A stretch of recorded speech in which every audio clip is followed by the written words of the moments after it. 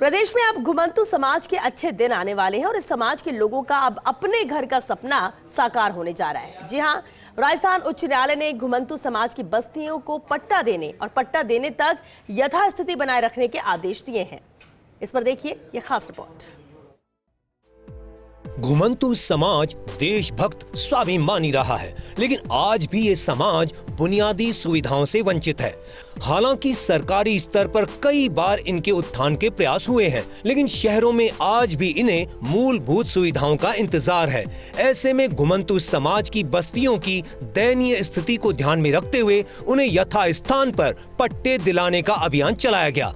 भारत जोड़ो mission society के प्रयास लाए रंग। पत्रकारों और जयपुर शहर के कुछ प्रभावशाली सामाजिक कार्यकर्ताओं ने मिलकर लगभग 6 वर्ष से अभियान चला रखा है, जिनके प्रयासों से पंचायती राज मंत्री मदन दिलावर ने ग्रामीण क्षेत्र में तो घुमंतू समाज को जो जहां रह रहा है वहीं पर पट्टे देने के लिए अलग से आदेश दिए, जिसके तहत अब तक लगभग 20,000 से अधिक पट्टे दिए जा चुके हैं और लगभग 25,000 पट्टे और शीघ्र ही देने की तैयारी भजनलाल सरकार की चल रही है। इस बीच जयपुर, अजमेर, उदयपुर, जोधपुर जैसे शहरों में बसी घुमंतू समाज की बस्तियों पर भू माफिया की नजर गड़ गई, जिसके चलते प्रशासन और सरकार को गुमराह कर राजधानी की कई बस्तियों में भूमाफिया ने अपना काम शुरू किया।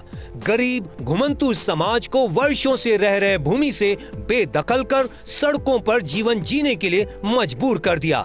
इस दिशा में घुमंतू समाज को न्याय दिलाने के लिए गठित भारत जोड़ो मिशन सोसाइटी के नेतृत्व में धरना प्रदर्शन किया गया, लेकिन भूमाफिया प्रशासन के भ्रष्ट अधिकारियों के साथ मिली भगत कर सरकार की साख को बट्टा लगाते हुए शहरों की महंगी भूमि को हड़पने के लिए काम करते रहे, जिससे खफा समाज सेवियों और घुमंतू समाज के पदाधिकारियों ने भारत जोड़ो मिशन सोसाइटी के प्रदेशाध्यक्ष अनीश कुमार नाडार के नेतृत्व में संघर्ष शुरू किया।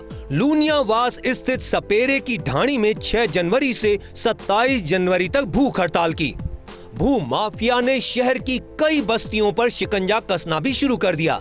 ऐसे में भारत जोड़ो मिशन सोसाइटी ने उच्च न्यायालय का रुख किया और अधिवक्ता शशांक शर्मा एवं अन्य की जोरदार पैरवी पर उच्च न्यायालय ने महत्वपूर्ण फैसला देते हुए घुमंतू समाज को पट्टा देने और पट्टा नहीं मिलने तक यथास्थिति बनाए रखने के आदेश दिए।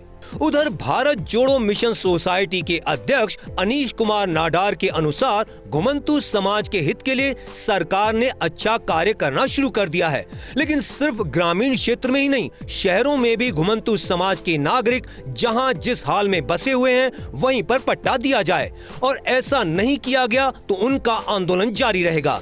भारत जोड़ो मिशन सोसाइटी के पदाधिकारियों ने इस बात पर आश्चर्य जताया है कि शहरों में जिन खसरों में एक हिस्से में अमीरों को पैसे लेकर पट्टे दिए जाने का खेल चल रहा है, वहीं दूसरे हिस्से में घुमंतू समाज के नागरिकों को कुचलने का कुचक्र चल रहा है। इसे नहीं चलने दिया जाएगा।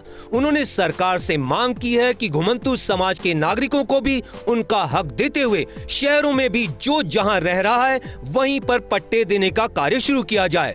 Bureau report, first India news, Jaipur.